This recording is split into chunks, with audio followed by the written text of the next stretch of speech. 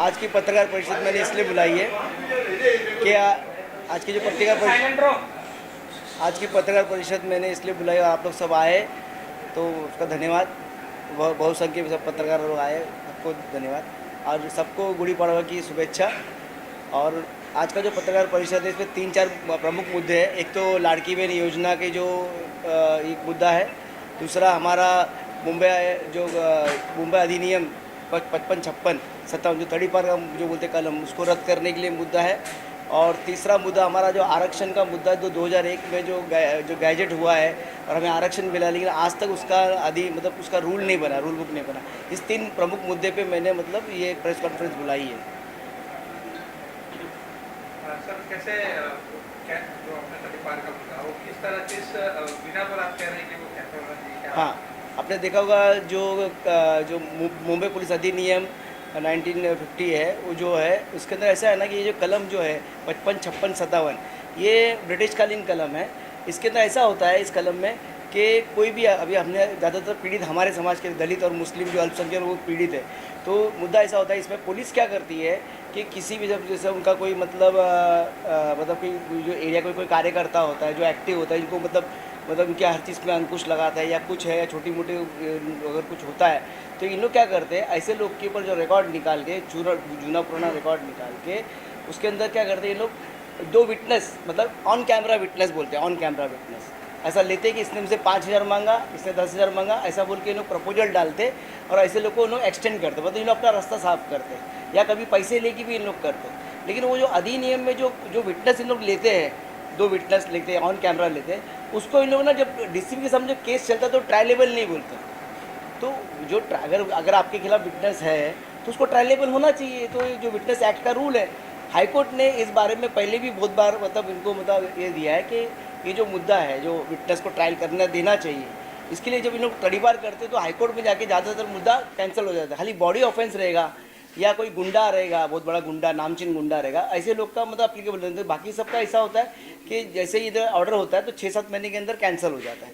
और उसके लिए भी आप देखना वो जो 55-56-57 ये जो कलम है, सेक्शन है मुंबई पुलिस एक्ट अधिनियम का, उसके लिए जो इन्होंने जो कोकन कमिश्नर रखा है, वो अगर अपने आप फाइल डाला तो कम से कम 6-7 महीना तो डेट ही नहीं मिलता है पहले वहाँ पर। तो मतलब आदमी को हरास करना हो तो पुलिस के लिए ये पुलिस पैसा लेके भी करती है, कितने बार खुद का जो पर्सनल गुस्सा होता है उसने निकालती है। तो मेरा बोलना है कि जो 55-56-57 है इसको मतलब उसको अमेंड करना चाहिए, उसको रद्द करना चाहिए। उसकी जगह पे जो सोसाइटी में ऐसे लोग जो है जिसका मतलब जो मतलब कि ऐसा क्राइम करते हैं, कुछ करते हैं, उसको सुधारना होना चाहिए, उसको चेंजेस लाने चाहिए, उसको कुछ काउंसलिंग करना चाहिए, ऐसा है। तो इसलिए मैं बोलता हूँ कि जो अगर अधिनियम मेंटेन करते हैं तो जो विटनेस इन लोग रहते हैं उनको एग्जामिन करने का मौका मिलना चाहिए डीसीपी के सामने। नहीं तो ऐसा किसी का भी कोई भी आदमी जैसे मैं हूँ या किसी का है, आप ऑन कैमरा ले लो कि 5,000 मांगा और उसका दिखाएंगे ही नहीं, वो लास्ट तक शो ही नहीं करेंगे। तो विटनेस अगर हम लोग एग्जामिन नहीं कर पाएंगे तो सच है झूठ कैसे मालूम पड़ेगा। तो कहीं ना कहीं वो विटनेस एक्ट का भी उसमें उल्लंघन है। और पुलिस इस कलम का मनमानी प्रयोग करती है। मतलब अगर कोई किसको हटाना है अपने अपने अपने एरिया से या मुंबई से बाहर भगाना है किसी कार्यकर्ता को या किसी मतलब एक छोटा मोटा जो बॉडी ऑफेंस भी नहीं रहेगा, लेकिन अगर आंदोलन मोर्चा किया है तो आपको आंदोलन मोर्चा में राइटिंग का केस लग जाता है, तो राइटिंग का केस भी है तो उसको तड़ीपार करने की कोशिश। क्या आपने इसके लिए कुछ निवेदन वगैरह पुलिस को दिया? मुंबई पुलिस इसने हमने पूरे जितने भी 40 अधीक्षक थे और न्याय विधि विभाग है जो मतलब इस चीज़ के लिए विचार करते हैं, उन सबको लेटर दिया है। और हमने पूरे महाराष्ट्र में कम से कम नहीं बोल के भी 30 से ज़्यादा ज़िले में हमने उसका मतलब पोस्टर कटआउट लगाया है और लोगों को जन जागृति इस कलम के खिलाफ जन जागृति की है। क्या लाडली बहन योजना जो आपने अभी क्या इसको लेकर कुछ लोगों का रिप्लाई आया? कोई ऐसा जो भुक्तभोगी क्या आपसे मिलने आए, कोई ऐसा कोई? नहीं, आपने इसके जो होम सेक्रेटरी थे उन्होंने इसके बारे में जो महाराष्ट्र के आईजी है उससे मतलब वार्तालाप की कि भाई इसके बारे में, इस कानून के बारे में डिटेल दो ऐसा। और मैंने जो पुलिस जो अधीक्षक है उनके पास जाकर मिला भी हूँ और उनको समझाया पर जो मेरे जाबी से आपको समझा रहा हूँ। पर इस मुद्दे को मतलब ये जो कलम है ना, ये मतलब के लोगों के हित के नहीं है और ये जो मतलब के लोगों को और क्रिमिनल बनाने जैसा है। इसके अंदर कैसा होता है कि समझो एक आदमी को इन्होंने एक्सटेंड कर दिया, फिर वो आदमी यहाँ से जाने, पहले उस ज़माने में ठीक था, इस ज़माने में अगर आदमी जाता है कुछ तो क्रिमिनल होते हैं, तो उनको कैसा होता है उन लोग उस जगह पर उस नए शहर में जाके वहाँ पर क्रिमिनल से मिलते हैं और हार्डकोर क्रिमिनल बनते हैं और उधर कुछ करते कांड तो नज़र नहीं आते। क्यों नहीं आते कि उनके उधर लोकल में उसका रिकॉर्ड ही नहीं रहता है। ऐसा। और उन लोग जो तड़ीपार करते, तड़ीपार का भी नियम है कि उसको तड़ीपार किया तो उसका रहने की जगह है क्या, कुछ वो किसके पास रहेगा, ये सब देखना चाहिए। कुछ भी देखा नहीं जाता, उसका पूरा मतलब नियम का उल्लंघन करके सिर्फ बस आप तड़ीपार हो गए, आप चले जाओ ऐसा। अगर मांग पूरी नहीं होती तो उसके बाद आपका एक्शन क्या होगा? देखो अभी तो हमने जन जागृति करने का काम चालू किया आपके माध्यम से, और इस कलम के जो नेगेटिव फैक्ट है वो आपको बता रहा हूँ। तो उसके बाद हम लोग क्या करें, मोस्टली देखो धरना आंदोलन मोर्चा, या हम लोग देखेंगे कि अभी तो जन जागृति पूरे महाराष्ट्र में की, फिर से एक बार हम लोग सरकार को जगाएंगे। अगर नहीं जागेगी तो फिर हम लोग उसका उपोषण या जो भी है तीव्र आंदोलन करने की कोशिश करेंगे। कौन से आरक्षण की मांग कर रहे हैं आप? हाँ, आरक्षण की मांग कर रहे हैं? आरक्षण के मुद्दे पे आते हैं। सर पहले लाडली कोई बहन- फरियादी आए हैं क्या जिनके ऊपर ये सब गुजरी है? नहीं, काफ़ी फरियादी है और बहुत काफ़ी विक्टिम है इस चीज़ के लिए। तो उन सब लोग से हमारा अप्रोच है, उनका एप्लीकेशन है हमारे पास, तो वो हिसाब से फिर विचार करके ही हमने इस पर कार्रवाई करने का निर्णय लिया है। पाटील जे आरक्षण आमच्या हक्काचं काय नेमकं आरक्षण किती मागणी आपली काय? आरक्षण का मुद्दा ऐसा है कि 2001 में एक ना रूल बना था SC/ST का, इसका कि हमको आरक्षण दिया, लेकिन वो आरक्षण देने के बाद ऐसा हुआ कि उसको है ना चैलेंज किया अपना मतलब ना जॉब में प्रमोशन, मतलब SC/ST को जॉब में प्रमोशन का मुद्दे को मतलब चैलेंज हुआ इधर अपने हाई कोर्ट में। तो हाई कोर्ट ने क्या कर दिया, उसको मतलब खारिज किया। गवर्नमेंट ने रूल अधिनियम बनाया और इसको मतलब ये किया, तो हाई कोर्ट ने उसको रिजेक्ट कर दिया। फिर वो सुप्रीम कोर्ट में गया, तो सुप्रीम कोर्ट में पिछले 20 साल से मैटर पेंडिंग है। उसके अंदर मतलब जो प्रमोशन में आरक्षण जो मिलना चाहिए वो मुद्दे के लिए उधर गया है, उधर पेंडिंग है। लेकिन बाकी जो चीज़ है SC/ST के समाज का जो मिलना चाहिए वो उस एक मुद्दे के लिए सुप्रीम कोर्ट में उसमें रुका के रखा है। तो उसके लिए पूरा मतलब वो अधिनियम ही बना नहीं, मतलब 20 साल हो गए, 20 साल 20 ईयर्स। तो रूल बुक बनना चाहिए, मतलब आपको आरक्षण दे दिया पर रूल बुक नहीं है।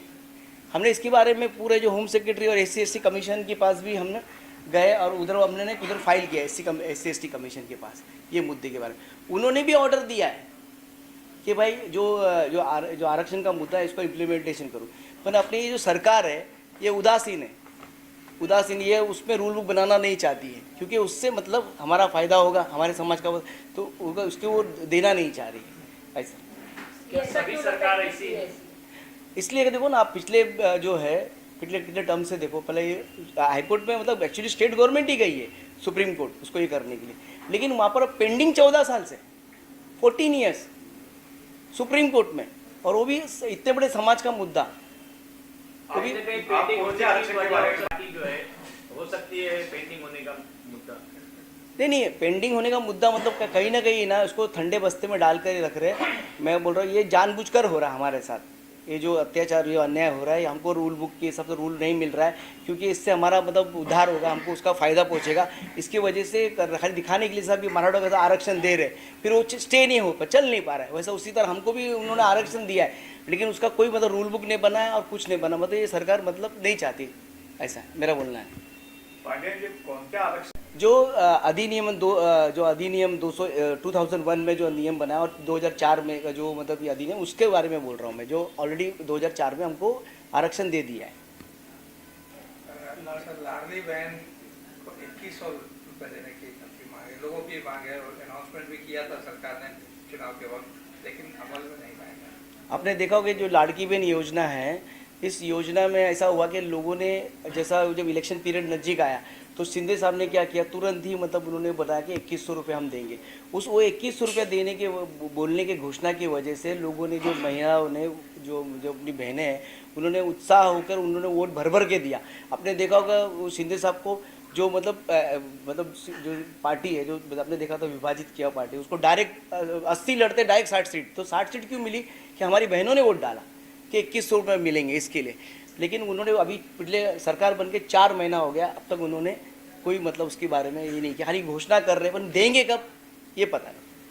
जिनको मिल रहा था उस पर कई कानून नए बनाए गए, कई लोग का लिस्ट से नाम भी हटा दिया गया।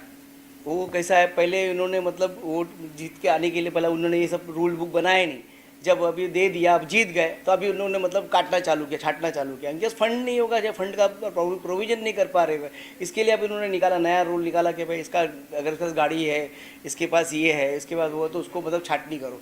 ये मतलब पहले करना चाहिए था ना, इम्प्लीमेंटेशन से पहले का, अभी इम्प्लीमेंट कर दिया। तो मेरा बोलना है कि जो भी हमारी बहनें हैं, चाहे वो अमीर वगैरह, उनको अधिकार नहीं है क्या, है तो उनको भी मिलना चाहिए मेरा। जो किस तरह के बैठे हुए नेता हैं उनके पास काफी पैसे होते हैं और काफी सहायता दी जाती है सरकार के पैसे से, मतलब पब्लिक मनी से।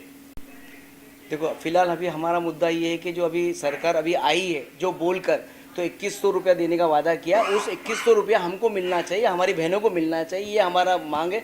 अगर वो उस चीज़ को उन लोग अगर लंबा खींचते हैं तो हम लोग उसके लिए हम लोग आंदोलन मोर्चा करेंगे, हम लोग घेराव करेंगे मंत्रालय पे, ऐसा हमारा बोला गया था लाड़का भाऊ योजना आएगा। भाव मतलब मैं तो चाहता हूँ जैसा लाड़की बहन योजना है ऐसा हमारे बेरोजगार भत्ता है हमारे पास, या हमारे जो बच्चे हैं जो यंग जो जनरेशन 10th है 12th पास है ऐसे लोग को लोन मिलना चाहिए विदाउट गारंटर और 6% या छोटे इसमें, जिससे उन लोग अगर वो लोग उद्योग करते हैं छोटा मोटा तो हो सकता है उसमें से 50% लोग मतलब ना सेल्फ एम्प्लॉयड बन जाए।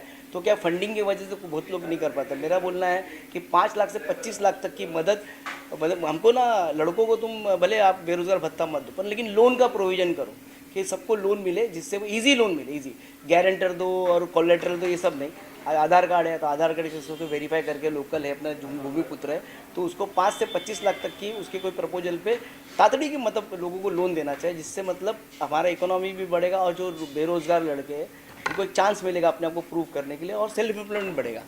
पाटिल जी ये बात है अभी अगर नहीं देंगे तो इसको इलेक्शन जुमले में ही गिनेंगे ना। अभी अगर वो दे ही नहीं रहे, देने को 4 महीना लगा रहे हो तो बोले थे हम आते ही दे देंगे, तो दे नहीं रहे। तो अभी हमको तो जब तक अगर नहीं मिलता तब तो हमको इलेक्शन जुमला ही लगेगा ना ये।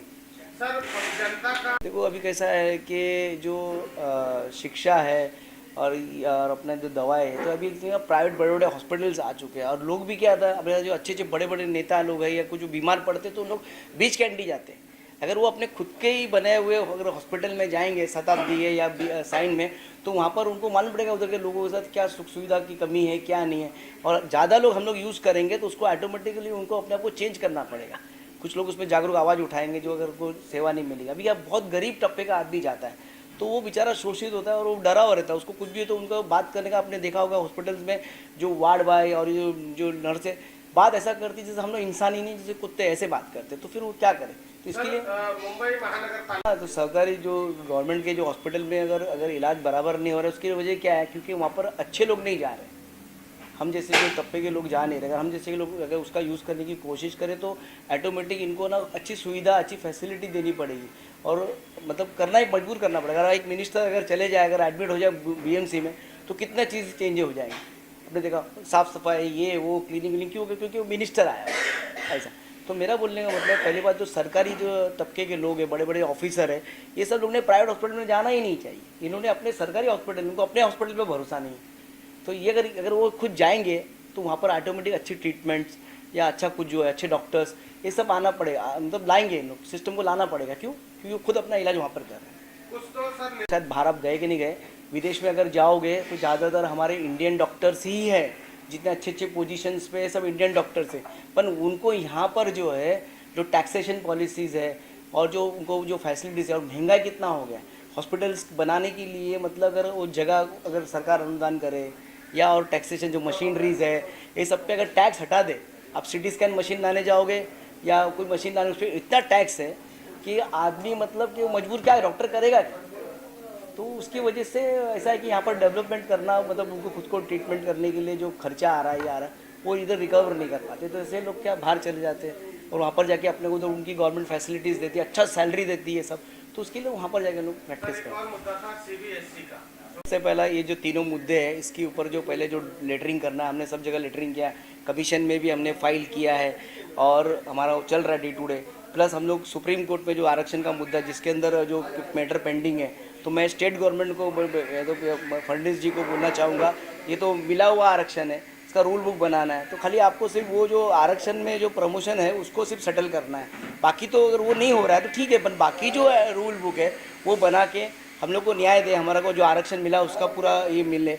अगर नहीं सब करती है सरकार तो हम लोग अभी तो जन जागृति कर रहे हैं, फिर हम लोग चक्का जाम करेंगे और कोशिश करेंगे कि हम इनका मतलब पूरा मतलब स्टेट को रुकाने की कोशिश करें। जो आपने देखा होगा जो कुत्ते का मुद्दा आया है जो मॉन्यूमेंट बना हुआ है और इतिहास में उसका उनका बोलना है कि इतिहास में कहीं भी उसका मतलब वर्णन नहीं है कुत्ते का, शिवाजी महाराज के कुत्ते थे ऐसा कोई वर्णन नहीं था। लेकिन ये जब बना उस दौर में किसी ने आवाज़ नहीं दिया, उसने किसी कुछ बोला नहीं। शिवाजी महाराज के वंशज भी थे उस टाइम जो अभी है उन्होंने उस दौर पे आवाज़ नहीं दी। अभी अचानक क्या हो गया, कुत्ते पे पूरा रिफ्लेक्ट करके पूरा ध्यान उधर कुत्ते की तरफ। तो ये जो सरकार है ना, ध्यान डाइवर्ट करना चाहती है लोगों का। अब जो प्रगति का मुद्दा है, जो रोज़गार का मुद्दा है, ये सब मुद्दा छोड़ के हिंदू मुस्लिम औरंगजेब फिर कुणाल कामरा ऐसा सब करके है ना, लोगों का मतलब ध्यान पूरा डाइवर्शन करके जो मुद्दे की बात है, लाड़की बहन के 2100 रुपया उससे डाइवर्शन करना, या रोज़गार का मुद्दा डाइवर्शन करना, हमारे आरक्षण का मुद्दा, ओबीसीओ का आरक्षण का मुद्दा, ये सबको मतलब पर्दा डालने के लिए और लोगों का ध्यान डाइवर्ट करने के लिए सब चालू है।